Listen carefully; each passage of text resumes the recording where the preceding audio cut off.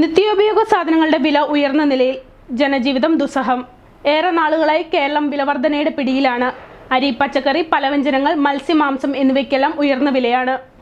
നിത്യോപയോഗ സാധനങ്ങളുടെ വിലവർധന ജനജീവിതത്തെ അക്ഷരാർത്ഥത്തിൽ ദുരിതപൂർണമാക്കുകയാണ്. വെജിറ്റേറിയനും നോൺ വെജിറ്റേറിയനും ഉപയോഗിക്കുന്നവരെല്ലാം വിലവർധന മൂലം ഞെരുങ്ങുന്ന സ്ഥിതിയാണ് ഇപ്പോഴുള്ളത്. പച്ചക്കറി വില കുറഞ്ഞു നിൽക്കേണ്ട സീസണിൽ പോലും വില കുതിച്ചു വരുന്ന കാഴ്ചയാണ് കണ്ടത്. ബീൻസ്, ഇഞ്ചി, പച്ചപ്പയർ, ക്യാരറ്റ്, പച്ചമുളക് എന്നിവയുടെ എല്ലാം വില ഉയർന്ന നിലയിൽ തന്നെയാണ് തുടരുന്നത്. ദീർഘകാലം മഴ മാറി നിന്നത് ഉൽപാദനത്തെ സാരമായി ബാധിച്ചിട്ടുണ്ട്. കേരളത്തിലേക്ക് പച്ചക്കറി എത്തിക്കുന്ന തമിഴ്നാട്, കർണാടക, ആന്ധ്രാപ്രദേശ് എന്നീ സംസ്ഥാനങ്ങളിലെല്ലാം ഉൽപാദനത്തിൽ ഇടിവ് വന്നു. ധാന്യങ്ങളുടെ വിലയിലും വലിയ ഉയർച്ചയാണ് കണ്ടത്. അരിവില ശരാശരി 60 രൂപയ്ക്കടുത്ത് ഏറെക്കാലമായി തുടരുകയാണ്. ആന്ധ്രയിൽ നിന്ന് ഇടനിലക്കാരില്ലാതെ അരി ഇറക്കുമതി ചെയ്ത് പരിഹാരമുണ്ടാക്കുമെന്ന മന്ത്രിയുടെ പ്രഖ്യാപനത്തിന് മാസങ്ങളുടെ പഴക്കമുണ്ടെങ്കിലും നടപടികൾ പുരോഗമിച്ചിട്ടില്ല.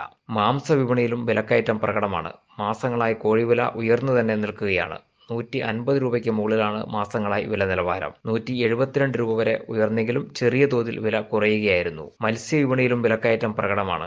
സാധാരണക്കാരന്റെ മത്സ്യമെന്നറിയപ്പെടുന്ന മത്തിയുടെ വില 340 ഉയർന്നിട്ടുണ്ട്.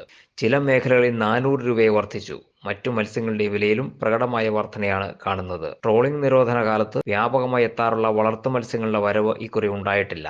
വേനൽ തിരിച്ചടിയായി എന്നാണ് വിവരം. പെരിയാറിൽ വൻതോതിൽ വളർത്തിക്കൊണ്ടിരുന്ന മത്സ്യങ്ങൾ മാലിന്യം മൂലം കൂട്ടത്തോടെ ചത്തൊടുങ്ങുകയും ചെയ്തു. മുട്ടയുടെ വിലയിലും വലിയ വർധനവാണ് സമീപകാലത്ത് രേഖപ്പെടുത്തിയിട്ടുള്ളത്.